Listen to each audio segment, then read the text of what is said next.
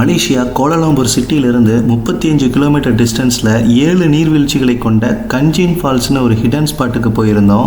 நார்மலாக ட்ரெக்கிங் எப்படி போகிறோமோ அப்படி தான் ட்ரெக் பண்ணி போகிற மாதிரி இருந்தது. இதுதாங்க ஃபஸ்ட்டு வாட்டர் ஃபால்ஸு.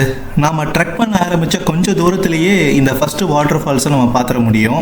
இந்த ஃபஸ்ட்டு வாட்டர் ஃபால்ஸில் நாங்கள் குளிக்கலை. கொஞ்ச நேரம் பார்த்துட்டு 2வது வாட்டர் ஃபாலை நோக்கி ட்ரெக் பண்ண ஆரம்பிச்சிட்டோம். 2வது வாட்டர் ஃபால்ஸோட என்ட்ரன்ஸ் வியூவே செம்ம அழகாக இருந்தது. இதுதாங்க 3வது நீர்வீழ்ச்சி.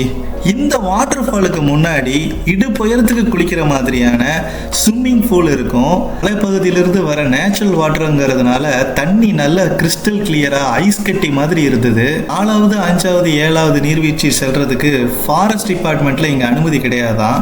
நீங்கள் மலேசியா டூர் வந்தீங்கன்னா கோலாலம்பூர் மாதிரியான ஹைடெக் சிட்டியவே சுற்றி பார்க்குறத விட்டுட்டு இந்த மாதிரி ஹிடன் ஸ்பாட்டுக்கும் கண்டிப்பாக ஒரு விசிட்டை போடுங்க.